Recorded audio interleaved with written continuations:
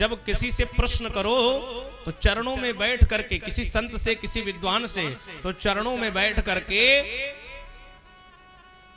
और उससे ऐसा प्रश्न करो जिससे समाज का कल्याण हो जाए तुम्हारे साथ साथ।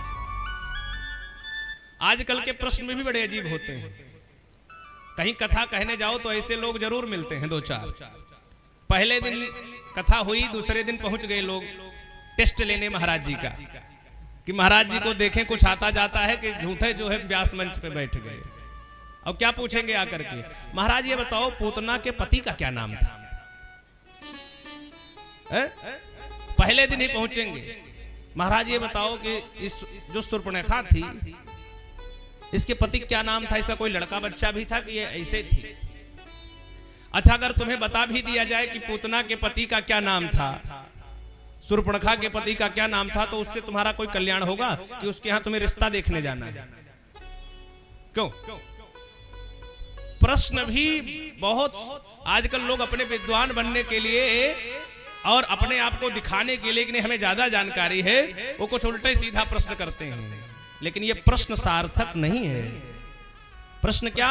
बोले प्रश्न ऐसा करो जिससे तुम्हारा भी कल्याण हो और तुम्हारे साथ साथ और भी लोगों को कल्याण हो। जैसे सौनक जी ने प्रश्न किया, मानो उस प्रश्न से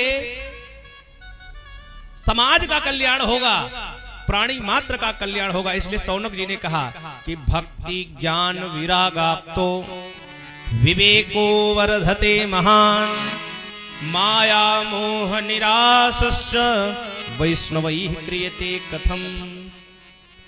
और किसी से जब प्रश्न करो ना तो उसकी थोड़ी प्रशंसा भी कर देनी चाहिए। अरे भैया आप तो बड़े विद्वान हो, कुछ जरा हम लोगों को भी सुनाइए।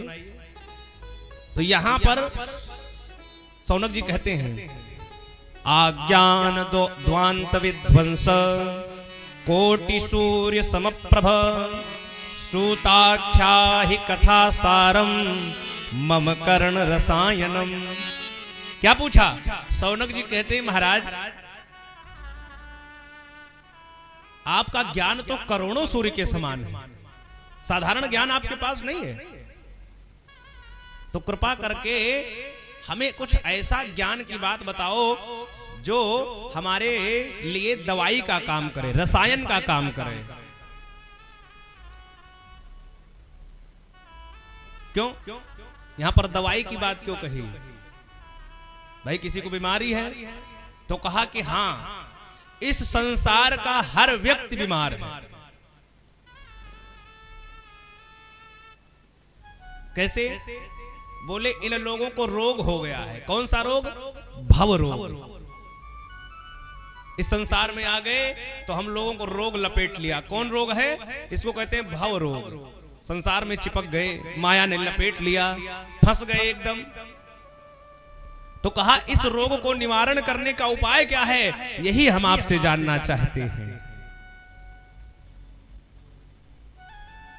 और कहा कि आपके पास तो गुरुदेव भगवान की कृपा है, और कहते हैं जिसके ऊपर गुरु की कृपा हो जाए तो महाराज उसको फिर और किसी की आवश्यकता नहीं पड़ती। गुरु मेहरबान तो चेला पहलवान।